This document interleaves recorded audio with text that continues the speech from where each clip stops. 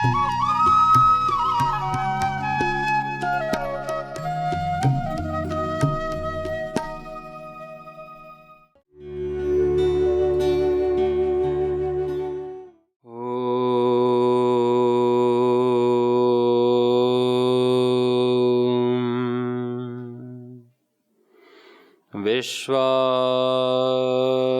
देव सवितर्दुरितानि परासुव यद्भद्रं तन्नयासुव। ओम शांति शांति शांति। नमस्ते। हर समस्या का समाधान होता है, हर रोग का इलाज होता है। यह सत्य है कि इलाज पहले होता है, रोग बाद में उत्पन्न होते हैं। इलाज शाश्वत है, रोग पैदा होता है कहीं, और रोग पैदा होता है तो रोग का अंत भी होता है। रोग शाश्वत नहीं है, रोग अनित्य है। कभी पैदा होगा तो उसका शमन भी हो जाएगा, लेकिन इलाज तो सतत रहेगा। यह नहीं कि आज किसी चीज का इलाज है और 2 साल बाद उसका इलाज गायब हो जाएगा, या पहले उसका इलाज नहीं था। आज जिस चीज का इलाज है, जिस रोग का, उसका 2 साल पहले था ही नहीं। था, किसी ने खोजा नहीं, वो दूसरी बात है। इलाज सतत रहता है। रोग उत्पन्न और अनित्य होते हैं। इसी तरह हर समस्या का समाधान सदा होता है हमारे आसपास ही। वो समस्या नित्य नहीं है, समाधान तो नित्य है, शाश्वत है, लेकिन वो समस्या किसी पल में उत्पन्न होती है और यदि उसका समाधान कर दिया जाए तो छूमंतर हो जाती है, यानी कि गायब हो जाती है। इसलिए हमें समस्याओं से कभी भी परेशान नहीं होना चाहिए। परेशान तो हम उस चीज से हो जो कभी नहीं सुधर सकती, शाश्वत हो जाए, जो नित्य हो जाए, उस चीज से हमें परेशान होना चाहिए कि वो चीज जो सदा के लिए गड़बड़ हो रही है, और जो चीज अभी गड़बड़ हुई है और उसका समाधान हो सकता है, तो फिर उसको ठंडे दिमाग से उसका समाधान सोचना चाहिए। ठंडे दिमाग से उसकी का निराकरण, उसकी निष्पत्ति सोचनी चाहिए कि क्या उसका उपाय है, क्या उसका हमारे पास उसकी रेमेडी क्या है, उसका इलाज क्या है समस्या का। इसलिए समस्या में आने पर कभी भी हताश, निराश, गुमसुम, डिप्रेस्ड, स्ट्रेस्ड और तनाव में नहीं जाना चाहिए, बिल्कुल भी। और वो समाधान हम थोड़ा सजग जागरूक रहेंगे तो हमारे अंदर से मिलेगा अपने को। और यदि हमारा ध्यान अंदर नहीं जा रहा है तो भगवान की कृपा से वो समाधान कहीं ना कहीं से हमको मिल जाएगा। किसी सत्संग से, किसी प्रवचन से, किसी अच्छी पुस्तक से, किसी मित्र से, किसी मार्गदर्शक से, किसी शिक्षक से, गुरु से, कहीं से भी, ईश्वर की प्रेरणा से स्वप्न में भी समाधान मिल जाते हैं। बस अपनी आंख कान खुले रखना है अपने को। तो चरय वेति चरण वही मधु विंदती। जो सतत चलता रहता है, अडिग होकर के, अटल होकर के, निराश नहीं होता, हार नहीं मानता, उसी को अमृत की प्राप्ति होती है, उसी को सफलता मिलती है। निश्चित रूप से हम आप सभी सफल इस वर्तमान में हैं और हर वर्तमान के क्षण में रहेंगे। सफलता भी एक कंटिन्यूअस प्रोसेस है। और सफलता क्या है? जीवन को कुशलता से जीना ही सफलता है। जीवन को कुशलता से जीना योग है, और जीवन को हर पल जीना पड़ता है। जीना एक स्वभाव है हमारा, जीना पड़ता क्या है? जीवन जीना एक स्वभाव नदी की तरह बह रहा है, और नदी को हर पल पवित्र रहती है नदी। कहीं उस पर गटर का पानी डाल भी दिया जाए नदी में, कहीं उसको कूड़ा फेंक भी दिया जाए नदी में, तो क्या वो गटर का पानी क्या समुद्र तक उसके साथ रहता है क्या? कुछ ही दूर जाकर के नदी उसे साफ कर देती है और नदी आगे शुद्ध हो जाती है। जो कूड़ा गंगा नदी में उत्तराखंड में डाला जाता है, क्या वही जाता है क्या वहां तक, गंगा सागर तक? वो बीच में ही इतनी नदी की धारा तेज होती है, इतना अधिक उसका वेग होता है कि वो कूड़ा, वो करकट, वो गंदगी उसमें ठहर नहीं पाती। लेकिन वेग होना चाहिए। जहां नदी का वेग कम होगा या नदी सकरी हो जाएगी, धीमी पड़ जाएगी, तो वहां तो दिखेगा, गंदगी दिखेगी, बदबू आएगी, नदी सूखने लगेगी, बहुत सारी बीमारियां उत्पन्न हो जाएंगी। जैसा कि होता भी आज कई जगह गंगा नदी सूख गई, कई जगह यमुना सूख गई, कई जगह गोदावरी, कृष्णा, कावेरी, सारी नदियां ही सूख रही हैं। इतने डैम्स बना दिए गए, इतने उर्वरक फर्टिलाइजर यूज हो रहे हैं और वो सारा विषाक्त तत्व और सारी फैक्ट्रियों का पानी, केमिकल्स सब जा रहा है नदियों में। और नदी के अंदर जो जीव जंतु हैं उनका जीवन भी खत्म हो रहा है, बहुत संकट में है। जल का स्तर भूमि के नीचे भी नीचे जा रहा है, पेड़ सूख रहे हैं, किसान गरीब हो रहा है, अन्न पैदा नहीं हो रहा है, अन्न पैदा करने के लिए और केमिकल डाला जा रहा है। और वृक्ष कटने से, वृक्ष सूखने से फिर बारिश नहीं हो रही, बारिश कम हो रही है, असंतुलित हो रही है। कहीं तो इतनी हो रही है कि बाढ़ ही आ जा रही है और कहीं हो ही नहीं रही, सूखा पड़ रहा है। ये क्लाइमेट चेंज, वेदर चेंज, ये है कि हमने प्राकृतिक जीवन शैली को छोड़ा कहीं ना कहीं, एक सामुदायिक रूप में। केवल अपने सुख के लिए मनुष्य ने अपने सुख के लिए धरती को निचोड़ा, प्रकृति को विकृत किया, खोदा, अपने भोग का संसाधन समझा, जबकि ये हमारी मान्यता संस्कृति नहीं थी, ये आयातित संस्कृति है। लेकिन आज इसमें सब चल रहा है, देश भी चल रहा है। तो जितना हम कर सके उतना तो हमें करना चाहिए। अब जो नहीं कर सके उसके लिए हम क्या चिंता करें, लेकिन हमें अपना तो देखना चाहिए कि हम कितना प्रकृति का भोग कर रहे हैं, कितना उसको नुकसान पहुंचा रहे हैं। ना पहुंचाएं, या कम से कम हम प्लास्टिक का प्रयोग करें। हम कभी भी नदी में कोई कूड़ा करकट अपने घर के बाहर ना फेंकें, उसको उचित स्थान पर डंप करें, या जो गाड़ी आती है उसे डालें। ये नहीं कि अपने छत से फेंक दिया बाहर, कूड़ा उठाया और वहां कूड़ा पड़ा हुआ है और उसको फेंका बाहर। मिल करके एक उसका व्यवस्था कर सकते हैं कि यहां पर कूड़ा डाला जाएगा जहां से रोग ना उत्पन्न हो, जहां से गाय उस कूड़े को ना खाए, जहां बच्चे उस कूड़े से बीमार ना हो, दुर्गंध ना आए। लेकिन हम ऐसा सोचते नहीं कि हमें क्या फर्क पड़ता है, भाड़ में जाए, वातावरण दूषित हो रहा है, होता रहे। उसी से पानी दूषित हो रहा है, उसी से हवा दूषित हो रही है, उसी से हमारी श्वास दूषित हो रही है, स्वास्थ्य दूषित हो रहा है।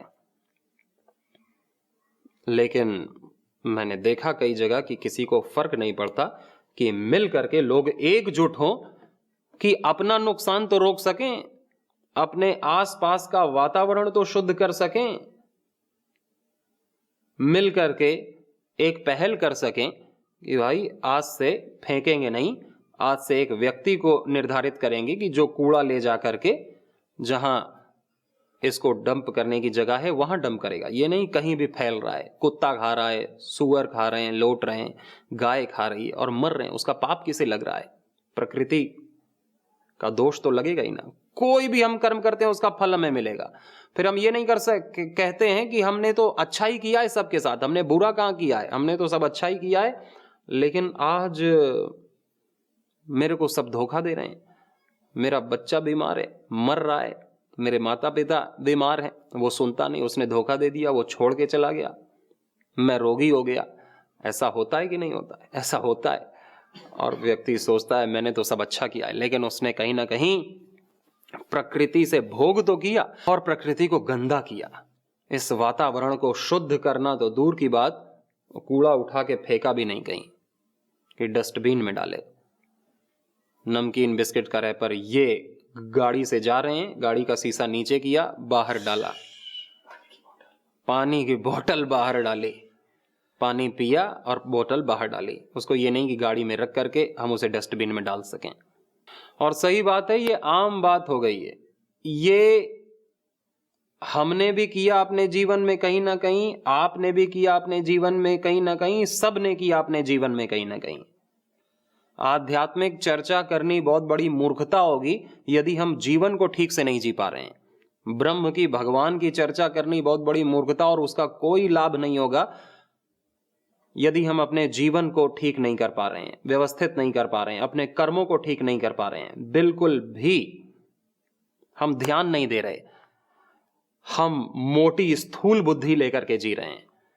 क्योंकि ये जीवन ही तो भगवान है, और क्या भगवान क्या, ये भगवान का ही दृश्य रूप है, भगवान का ही रूप है ये धरती, भगवान का ही रूप है सारे मनुष्य। और इन्हीं को अनदेखा करना, इस प्रकृति को अनदेखा करना, और जो भगवान दिख नहीं रहा उसके गुणगान गाते रहना, उसके प्रवचन करते रहना, उससे कुछ भी नहीं प्राप्त होगा यदि हम अपने कर्तव्य वाणी व्यवहार को ना समझें कि क्या है। हम कुछ भी बोल रहे हैं, कुछ भी खा रहे हैं, कुछ भी फेंक रहे हैं, दुर्दशा कर रहे हैं अपने आसपास दुर्गंधी कूड़ा करकट की, तो कोसों दूर हैं हम अभी अध्यात्म से, ध्यान से। तो पहले हम ध्यान से व्यवस्थित होना तो सीखें, ध्यान से आहार लेना, ध्यान से वाणी व्यवहार करना, ध्यान से कूड़ा फेंकना, ये तो सीखें। ये नहीं कि व्यक्ति विद्वान है तो ये करेगा ही। पढ़ा लिखा व्यक्ति भी बोतल फेंक देता है, और अधिकतर वही होते हैं। आप जाएं क्रिकेट देखने के लिए, जो बेंचेस पड़ी रहती हैं, पहले वहां साफ सफाई होती है, और जब भीड़ वहां से जो पढ़े लिखे लोग आते हैं देख करके जाते हैं, और फिर वहां देखें जहां मेला लगता है, वहां देखें लोग मंदिर में आते हैं, वहां देखें मस्जिद जाते हैं, वहां देखें लोग नदी में स्नान करने जाते हैं, वहां हम ही जाते हैं, और कौन लोग जाते हैं, कोई मंगल ग्रह से थोड़ी आता है, हम ही जाते हैं, आप जाते हैं, सब जाते हैं। समुद्र के किनारे जाते हैं, वहां बस कोई नहीं कि बहुत बहाने कि अब कौन ढूंढे कूड़ादानी, या कौन उतना दूर जाए, या तो हमें तो दिख नहीं रही, तो फिर हमें प्रयोग करने का भी क्या अधिकार है? या तो हम उसे अपने पास रखें, उसको जगह पर डंप करें, बहुत ज्यादा जरूरी है, या हम कहीं भी देखें कचरा तो हम उसे साफ करें, और साफ करने से ऐसे सफाई अभियान चलाएं कि दूसरों को प्रेरणा मिले। जैसे संत गाडगे बाबा हुए, एक अमरावती में उनकी समाधि स्थल है महाराष्ट्र में, कि जिन्होंने सफाई अभियान चलाया, स्वयं अकेले, किसी से कोई अपेक्षा नहीं की, किसी के घर के सामने कूड़ा है तो सफाई कर ली, और किसी से कुछ मांगा भी नहीं, खाने को भी नहीं मांगा, किसी ने दे दिया तो खा लिया, और फिर वही अपनी सफाई करनी शुरू की। एक दिन में एक गांव साफ करते थे, और फिर दूसरे दिन दूसरा गांव। तो लोगों ने उनकी समाधि तो बनाई, उनकी पूजा तो की, उनकी फोटो तो रखी, लेकिन बहुत कम उनके लोग ऐसे हैं जो आज उनके आदर्शों पर, साफ सफाई के आदर्शों पर चल रहे हैं। इस पर चलना बहुत ज्यादा जरूरी है। स्वच्छता अभियान चलाया जा रहा है हमारे प्रधानमंत्री आदरणीय मोदी जी के द्वारा, बहुत सारी संस्थाओं के द्वारा, लेकिन ये जागरूकता बहुत ज्यादा लाने की आवश्यकता है। व्यक्ति से ही राष्ट्र बदलेगा, ये नहीं कि सरकार ही बदलेगी। कुछ काम तो व्यक्ति को स्वयं करना पड़ता है कि अपने घर का कचरा तो वो कम से कम ठीक जगह डाले, कि ये भी वो सरकार आएगी कचरा उठाने, नेता आएगा, एमपी एमएलए आएगा, हम उनसे अपेक्षा करते हैं, करनी भी चाहिए, सही है, लेकिन हम दोषी ना बने। हम दोषी नहीं बनेंगे तो अच्छा है, नहीं तो हम दोष गिनवाते रहेंगे नेता के, मंत्री के, संस्थाओं के, अफसरों के, और हम अपने नहीं देखेंगे कि हम क्या कर रहे हैं। हम जो घर में काम करते हैं, वही बच्चों को भी वही शिक्षा मिलती है कि हमको फिर माता पिता कहेंगे नहीं कि बेटा ये आपने इधर डाला, इसको जा करके डस्टबिन में डाल के आओ, या नहीं डालना। और अगर बच्चे से कह दिया तो वो इसको याद रखेगा और वो कभी ऐसे फेंकेगा नहीं। लेकिन बस ट्रेन से जा रहे हैं, पानी की बोतल बाहर फेंक दी, बिस्किट बाहर फेंक दिया, मूंगफली का ऐसे ही फेंक रहे हैं किसी के भी ऊपर, तो क्या संस्कार जाएगा? और हम किस बुद्धि से जी रहे हैं, किस बुद्धि से जी रहे हैं? इसे कहते हैं बुद्धि की सूक्ष्मता। मोटी बुद्धि नहीं सीख पाती, नहीं कर पाती, भूल जाती। आपकी हमारी बुद्धि मोटी नहीं होनी चाहिए, इसलिए हमको प्राणायाम करना है, इसलिए हमको अपनी वाणी को मधुर बनाना है, धीरे बोलना है, धैर्यपूर्वक जीवन जीना है, अपने वाणी व्यवहार आचरण में मधुरता लानी है कि जिससे सात्विकता आए इस बुद्धि में। जितनी बुद्धि सात्विक रहेगी उतनी शुद्ध रहेगी और उतनी सूक्ष्म रहेगी, उतनी अच्छी से चीजों को डील कर पाएगी, देख पाएगी। और नहीं तो हम जितना राजसिक व्यवहार करेंगे, उतना जितना तामसिक व्यवहार करेंगे, उतनी बुद्धि भी राजसिक और तामसिक हो जाती है, जो अपने को और दूसरों को हानि पहुंचाती है, इस धरती को, प्रकृति को हानि पहुंचाती है। तो ये जो एक ब्लंडर मिस्टेक हमसे होती है कि हम अपने घर को तो ठीक रखते हैं और कुछ तो घर को भी ठीक नहीं रखते, लेकिन बाहर भी हमें वही ध्यान रखना है, क्योंकि भगवान केवल हमारे घर के बने छोटे से कमरे के मंदिर में ही नहीं बैठा है, वो हमारे हृदय में बैठा है, हमारी आंखों में बैठा है, हमारे हाथों में बैठा है, हमारे पेट में बैठा है। हर जगह भगवान है, हमारे घर के बाहर है, जो बाहर व्यक्ति हैं उन सब में भी है। हर जगह उसे देखना कि मैं उसके मंदिर को गंदा ना करूं, मैं उसकी बनाई गई मूर्तियों से अच्छा व्यवहार करूं, मैं किसी का भला नहीं कर सकता तो किसी का बुरा ना करूं, सच नहीं बोल सकता तो झूठ ना बोलूं, किसी की मदद नहीं कर सकता तो किसी की हानि ना करूं, किसी का सम्मान नहीं कर सकता तो किसी का अपमान ना करूं, किसी की प्रशंसा नहीं कर सकता तो किसी की निंदा ना करूं, कुछ अच्छा नहीं कर सकता तो कम से कम दोष तो ना करूं, कम से कम मैं बुराई तो ना करूं कि मैं बुरा बन जाऊं। बुराई न करने से ही व्यक्ति भला बन जाता है, और भला बन जाता है तो व्यक्ति से भलाई अपने आप होती है, भलाई अपने आप। ये बहुत बड़ा सत्य, दार्शनिक सत्य है जिसे हमें जानना है। ऐसा नहीं कि हम बुराई भी करते रहें और सोचें कि थोड़ी सी भलाई भी कर दें तो हम भले हो जाएंगे। भ्रष्टाचार भी करते रहें, गंदगी भी फैलाते रहें, खूब तेज ध्वनि प्रदूषण भी करें, जल प्रदूषण भी करें, जल भी बहुत सारा वेस्ट करते रहें, और धरती में भी प्रदूषण करें, और हम सोचें कि चलो दान भी कर दिया जाए कुछ, चलो गऊ को चारा ही दे दिया जाए जिससे हम भले हो जाएं। चारा देना अच्छी बात है, दान देना अच्छी बात है, लेकिन उससे हमारी बुराई नहीं मिटेगी। भलाई करने से हमारी बुराई तो जस की तस ही रहेगी, हमारे स्वभाव में बनी रहेगी। हाँ, हम कुछ एक्स्ट्रा भलाई कर रहे हैं कि जिससे हमें लग रहा है कि हम भले हैं और दूसरों को भी लग रहा है कि हम भले हैं, और इसी अहंकार में हम जीते हैं कि हम भले हैं, क्योंकि दूसरे कर रहे हैं कि आप तो दान करते हो जी, आप तो सेवा करते हो, आप तो बहुत बड़े बड़े काम करते हो, अच्छे काम करते हो। लेकिन उन्होंने ये नहीं देखा कि हम भी उस कलेक्टिव फूलिशनेस में हम भी सहयोगी हैं, उस सामूहिक मूढ़ता में, आलस्य, प्रमाद, प्रदूषण के उसमें या किसी भी चीज में हम भी सहयोगी हैं। और फिर ये अहंकार हमको अच्छा बनने से रोक देता है, क्योंकि एक छवि हमने बना ली अच्छा होने की, जिसके पीछे छुप गई हमारी बुराइयां, और फिर हम उस पर ध्यान नहीं देते कि पीछे बुराइयां भी हैं जिन्हें साफ करना जरूरी है, और तभी मैं सच्चा अच्छा इंसान बन पाऊंगा, भला इंसान बन पाऊंगा। एक बार मेरे बुराई हटी, मेरे दोष हटे, मेरे अकर्तव्य करने की लालसा हटी, तो मेरे से जो होगा वो भला ही होगा, मेरे से जो होगा वो कर्तव्य ही होगा। यदि हमने अकर्तव्य छोड़ दिया तो हमसे कर्तव्य ही होगा। यदि हमने अब्रह्मचर्य छोड़ दिया तो ब्रह्मचर्य होगा, हमने झूठ बोलना छोड़ दिया तो मुंह से जो निकलेगा वो सच ही निकलेगा। यदि हमने हिंसा छोड़ दी तो अहिंसा हमारा स्वभाव ही है। जो भी सच है, जो भी अच्छा है, जो भी पवित्र है, वो हमारे स्वभाव में ही है। वो हमें लाना नहीं पड़ता, कहीं से ओढ़ना नहीं पड़ता, सीखना नहीं पड़ता, वो हमारे स्वभाव में है। सत्य, करुणा, प्रेम, अहिंसा, ब्रह्मचर्य, संतुष्ट रहना,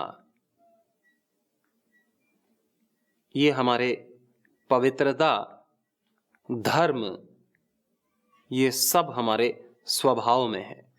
लेकिन स्वभाव ढक जाता है किससे? दोषों से, अपनी जानी हुई गलतियों को दोहराने से, बुरे संस्कारों से सत्य ढक जाता है। और फिर एक बार सत्य ढक गया तो व्यक्ति अपने आप को बुरा व्यक्ति मानने लगता है और फिर ग्लानि में जीता है, दूसरों से कंपैरिजन करने लगता है कि कौन बुरा ज्यादा है, चलो मैं कम बुरा हूं। इसलिए व्यक्ति दूसरों की निंदा करता है कि उसने ये कर दिया, उसका उसके साथ चक्कर चल रहा है, उसने ये भ्रष्टाचार कर दिया, वो ये लूटपाट किया है, उसने छल कपट किया है। और नेता कितना कर रहे हैं, देखो अखबार में कितना कुकर्म चल रहा है। और वो अपनी बुराई को ढकने का प्रयास करता है। कैसे? दूसरों की बुराई बोल बोल करके कि दूसरे कितना गलत कर रहे हैं, हम तो कुछ भी नहीं है, वो अपनी बुराई। और दूसरा भी एक तरीका है कि फिर कुछ अच्छे काम भी कर देना, कुछ भले काम कर देना कि जिससे एक छवि, एक इमेज बिल्डिंग हो जाए कि मैं तो ठीक हूं, मैं तो ये भी काम भी करता हूं, देखो मैं तो मंदिर भी जाता हूं, मैं तो ध्यान भी करता हूं, मैंने तो योग का कोर्स भी कर रखा है, मैं तो योग भी सिखाता हूं, मैं तो अच्छा मीठा बोलता हूं, भले ही अंदर से कैसा भी हो, कोई देख नहीं पाता। लेकिन दूसरों की नजर में अच्छा बनने के चक्कर में व्यक्ति अच्छे काम भी करता है और फिर दूसरे जब उसकी प्रशंसा करते हैं तो वो एक मान्यता बना लेता है अपने प्रति कि मैं तो ठीक हूं, मैं तो अच्छा हूं। और इसी अच्छाई के आधार पर वो फल चाहता है कि मैंने तो किसी का बुरा नहीं किया, लोग तो मुझे अच्छा कहते हैं और मैं अच्छा हूं, फिर मेरे साथ बुरा क्यों हो रहा है। लेकिन उस अच्छाई के नीचे एक बुराई की परत है जहां तक उसकी दृष्टि नहीं पहुंचती, उसकी बुद्धि नहीं पहुंचती। और उस बुराई के नीचे जो सहज स्वच्छता स्वभाव है, जो पवित्र गंगा बह रही है स्वभाव की, वहां तक वो नहीं पहुंच पाता। और वहां जो पहुंचा फिर उसके लिए सुख दुख सब गौण हो जाता है, सब राग द्वेष उसका गौण हो जाता है। तो ये हमारा ध्यान देने का विषय है कि हम अपने व्यवहार में क्या त्रुटि कर रहे हैं। और त्रुटि पकड़ में आती है तो बहुत अच्छी बात है। हमारे गुरुजी कहते हैं, दृष्टस्य ही दोषस्य सुसुख परिहारा। अपने दोष को दूर करने के लिए अपने दोषों को जानना बहुत जरूरी है कि ये दोष हुआ, ये पकड़ में आया। अपने दोषों को जानना बहुत ज्यादा जरूरी है। और दोषों को जानने के लिए ये अच्छा बनने का जो ईगो है, अच्छा बनने का जो ये दिखावा है, आडंबर है, पाखंड है, दंभ है, अहंकार है, इसका चोला उतारना पड़ता है। इसका उतारना पड़ता है कि हम अपने आप को नग्न देख सकें कि क्या दोष है, क्या बुराई। और दोष को एक बार देख लिया कि दोषों का खत्म होना शुरू। दोषों का खत्म होना तभी शुरू हो जाता है जब हम दोष को देख लेते हैं कि ये दोष है। और अगली बार दोष होगा तो हम देखते रहेंगे, जानते रहेंगे ये दोष है, और फिर उसके से बच जाएंगे। या तो कर देंगे, फिर बाद में समझ में आएगा कि ये दोष है और फिर अगली बार बच जाएंगे। एक समय ऐसा आएगा कि हम दोष को पहले ही जान लेंगे और उससे बच जाएंगे। लेकिन उसके लिए हमको तप करना होगा। तप करके, तप क्या है? तप है द्वंद्व सहनम, सुख दुख में सम रहना। प्रभु के रास्ते पर, धर्म के, योग के, सतपथ के, राष्ट्र सेवा के रास्ते पर चल करके कोई भी चुनौती आए उसमें घबराना नहीं, उसमें निरंतर चलते रहना। यही तप है कि अपने कर्तव्य के पालन करने में चाहे कितना भी प्रलोभन आए या गरीबी आए, हमें अपने कर्तव्य का पालन करना है। कितनी भी चंचलता आए, हमें कितने भी प्रलोभन आए या गरीबी आए या मान अपमान सुख दुख हानि लाभ जय पराजय कुछ भी हो जाए, मुझे अपने कर्तव्य को नहीं छोड़ना। राष्ट्र सेवा का कर्तव्य, गुरु का कर्तव्य, प्रभु का कर्तव्य, ये मेरा कर्तव्य है। यही तप है। और तप से जो हमें बल मिलता है, उस बल के सहारे फिर हमारी साधना होती है। सेवा से हमें बल मिलता है। निष्काम सेवा से जो एक तप है, और उस सेवा से हमें बल मिलता है, और उसी बल से हम अपने आप को दोष रहित कर सकते हैं। निर्बल व्यक्ति कभी भी अपने आप को दोष रहित नहीं कर पाएगा। जो निर्बल है, बहुत कमजोर है, वो उस दोष को बार बार रिपीट करेगा, बार बार गलती करेगा, गलतियों का पहाड़ हो जाएगा और वो पहाड़ के नीचे दब करके ही जीवन समाप्त करेगा अपना। इसलिए अपने दोष को रोकना, ब्रेक लगाना कि ये दोष बाहर एग्जीक्यूट ना हो, इसको मुझे सावधान एक साक्षी बन करके देखना कि मैं दोष नहीं करूंगा। इसके लिए हमें बल की आवश्यकता होती है, मनोबल, आत्मबल की, जो कि तप से प्राप्त होता है। और तप होता है सेवा करके, निष्काम सेवा करके, कि मुझे किसी की कोई आवश्यकता नहीं है, किसी से मुझे कुछ नहीं चाहिए, मैं निरपेक्ष हूं, मुझे किसी से कुछ नहीं चाहिए, लेकिन मेरा सब कुछ दूसरों के लिए है, मेरा सेवा के लिए है। मेरी तन मन, मेरी श्वासें, ये सब कुछ मेरा राष्ट्र के लिए है। और बस धर्म की स्थापना करना और अधर्म का नाश करना, अपने भीतर से भी, इस समाज से भी। इस समाज में भी जो देशद्रोही तत्व हैं, उनका मुंह तोड़ जवाब देना, लेकिन ज्वर रहित होकर के, स्ट्रेस फ्री होकर के, अपने बस गुरु की आज्ञा में पालन कर रहा हूं। भगवान की आज्ञा यही है कि असुरों का संहार है और देवताओं का साम्राज्य हो। बस ये गुरु की आज्ञा है, इसलिए मैं कर रहा हूं। इससे ना मेरा को कुछ लेना न देना। मेरा ये जीवन है, और जीवन इसीलिए है कि धर्म की स्थापना हो और अधर्म का संहार हो। इसलिए हमको धर्म पथ पर नित्य निरंतर चलते रहना है, जिससे धार्मिक बल हमें प्राप्त होगा और उसी बल से ही हम कुछ भी कर सकते हैं। सभी को बहुत शुभकामनाएं। हम सभी बलवान हो, ऐसी प्रार्थना प्रभु से। सभी को नमस्ते।